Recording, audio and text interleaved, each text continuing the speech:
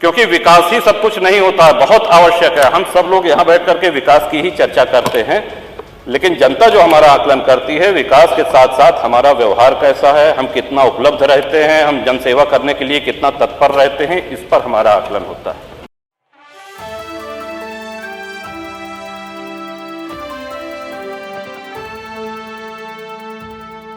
नमस्कार, आप देख रहे हैं नेक्स्ट 9 न्यूज पॉलिटिकल बाइट और आपके साथ मैं हूं क्रांति सिंह। सीएम योगी के खिलाफ राजा भैया का एक बयान इन दिनों काफी ज्यादा सोशल मीडिया पर ट्रेंड कर रहा है।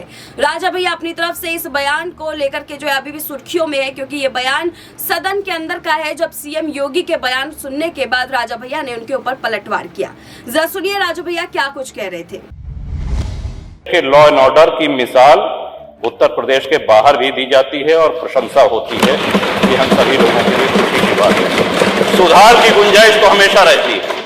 सरकारें हनक से चलती हैं, जनसेवा से चलती हैं, और जैसा कि मैंने पहले निवेदन किया, 30 वर्ष में पहली बार ये अवसर आया है कि अपनी कार्यशैली पर, अपने कार्यकलाप पर योगी जी के नेतृत्व में सरकार दोबारा आई है, रिपीट हुई है, और ये बहुत बड़ी उपलब्धि, बहुत बड़ी उपलब्धि।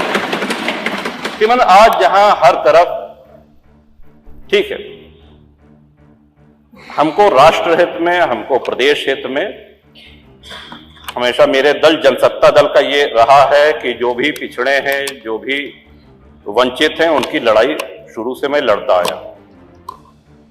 लेकिन वहीं ये भी सराहनीय है कि आप जिस आसन पर बैठे हैं, उस आसन पर बैठने वाले आदरणीय अध्यक्ष जी, अगर देखा जाए कि उनकी विधानसभा में उनके सजातीय कितने लोग, या माननीय संसदीय कार्य मंत्री जी बैठे हैं, शाहजहांपुर से लगातार 9वीं बार निर्वाचित होकर के आए हैं, कितने खन्ना मतदाता होंगे अपनी कार्यशैली से, अपनी संघर्ष क्षमता से और अपने व्यवहार से।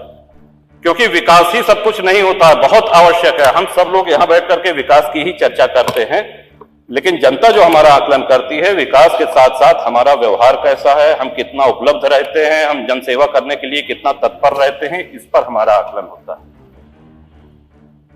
लोग इसलिए विकास की अपनी बहुत महत्वपूर्ण भूमिका से हम इनकार नहीं कर रहे हैं, लेकिन बहुत से ऐसे विधायक हैं, बहुत से ऐसे सांसद हैं जिनके क्षेत्र में उन्होंने बहुत विकास किया लेकिन चुनाव नहीं जीत सके, इसलिए कि उनके व्यवहार में, उनके क्रियाकलाप में कुछ कमियां थी।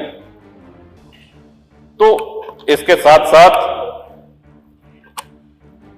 जनता की सेवा हम बेहतर ढंग से कर सके और जनता से जुड़े हुए मुद्दे हम बराबर सदन में उठाते रहें, इसके लिए ये आवश्यक है कि अधिक से अधिक सदन चले, माननीय विधायकों को अपनी बात, अपने क्षेत्र की समस्याएं रखने के लिए समय मिले। लॉ एंड ऑर्डर की बहुत बात होती है, कुछ लोग सहमत होंगे, कुछ लोग असहमत होंगे, लेकिन यही लोकतंत्र की खूबसूरती भी है। उत्तर प्रदेश के लॉ एंड ऑर्डर की मिसाल उत्तर प्रदेश के बाहर भी दी जाती है और प्रशंसा होती है, ये हम सभी लोगों के लिए खुशी की बात है। सुधार की गुंजाइश तो हमेशा रहती है। जो हमने ये दस्तावेज तैयार किया है, जो राज्यपाल का अभिभाषण है, जो बजट अभिभाषण है, इसमें सुधार नहीं हो सकता ऐसा मानना ये उचित नहीं होगा। सुधार की गुंजाइश बिल्कुल रहती है, सदैव रहती है। और जैसा कि मैंने पहले कहा, अपनी बात समाप्त करते हुए उसको फिर से दोहराता हूं कि कोई भी सरकार इतनी अच्छी नहीं होती है जितना सत्ता पक्ष बताता है, और इतनी बुरी भी नहीं होती है जितना विपक्ष उसको कहता है। इन्हीं शब्दों के साथ आपने महामहिम श्री राज्यपाल के अभिभाषण पर मुझको बोलने का अवसर दिया। श्रीमान, आपका बहुत बहुत आभार, बहुत बहुत आभार, धन्यवाद। सभी दलीय नेताओं की भावनाओं से अपने आप को संबद्ध रखते हुए आपको धन्यवाद देते हैं, आभार व्यक्त करते हैं। जैसा कि आपके निर्वाचन के समय हम लोगों ने कहा था कि आपका ये कार्यकाल, ये नई परंपराओं का, कीर्तिमानों का कार्यकाल हो, ये हम सभी की शुभेच्छा थी। उसी तरह की आपकी कार्यशैली है और ये हम सभी लोगों के लिए गर्व की बात है। श्रीमान, एक निवेदन है, माननीय संसदीय कार्य मंत्री कभी कुछ देंगे नहीं, वो शास्त्रों में कहा गया है निपस्य चित्तम कृपणस्य वित्तम, तो आगे का नहीं कहेंगे, लेकिन श्रीमान इतना विचार जरूर किया जाए कि 403 विधायक हैं और इसमें कोई सत्ता पक्ष और प्रतिपक्ष की बात नहीं है। अगर सभी लोग कह रहे हैं कि हाँ हमारे क्षेत्र में पेयजल के लिए हैंडपंप की आवश्यकता है, भले आप सदन में मत घोषणा करिए, लेकिन आप जहां से होना है वहां इसको अवश्य हम लोगों की बात पहुंचाइए। क्योंकि अगर आपसे कुछ कहते हैं तो माननीय संसदीय कार्य मंत्री जी का एक बड़ा ही चुप करा देने वाला एक वक्तव्य है कि तुम घुटने के डॉक्टर से जो है दांत के दर्द की दवा मांग रहे हो। तो हमने कहा कि या तो दांत के डॉक्टर से अपॉइंटमेंट दिलवा दीजिए और या दांत के डॉक्टर से दांत के दर्द की दवा।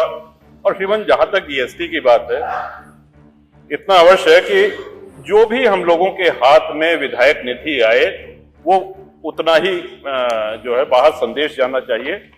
अलग अलग ढंग से जीएसटी को लोगों ने जोड़ा है, कोई कह रहा है 18% तो 4.25 है तो 4 मिलेगा, 3.25 मिलेगा, जो भी मिले आपकी तरफ से यही आना चाहिए कि इतनी विधायक निधि है और ये हमने या तो जीएसटी मुक्त करके पूरा 5 करोड़ दे दीजिए और नहीं तो 4 करोड़ अगर मिल रहा है तो उसको 4 ही करोड़ बताया जाए, 5 करोड़ ना बताया जाए, क्योंकि जनता ये समझेगी कि हमको बहुत। और ये श्रीमान पूरे सदन की भावना है। इसके साथ ही विधानसभा के सभी कर्मचारी, सभी अधिकारी, आप सबका हम आभार व्यक्त करते हैं। श्रीमान एक मांग छोटी सी सुरक्षा कर्मियों की तरफ से आई है कि जितने दिन सदन चलता है इनको पौष्टिक आहार भत्ता पुलिस कर्मियों के बराबर दिया जाना चाहिए। इस पे आप कृपा पूर्वक विचार करें यदि संभव हो सके। राजा भैया का आपने बयान सुना। इन दिनों राजा भैया को लेकर के तमाम चर्चाएं तेज हो रखी है, चुनाव माहौल है और उस बीच में राजा भैया का नाम लगातार निकल करके आ रहा है। यहाँ पर जो उनकी पत्नी के साथ इस वक्त डिवोर्स का भी मामला सामने आ रहा है। उस बीच में इस बयान को लेकर के अब कहा जा रहा है कि चुनावी माहौल में अपनी एक अलग पैठ बनाते हुए राजा भैया नजर आ रहे हैं। फिलहाल इस खास रिपोर्ट में बस इतना ही। देश दुनिया की तमाम बड़ी खबरों के लिए देखते रहिए नेक्स्ट 9 न्यूज़ पॉलिटिकल बाइट।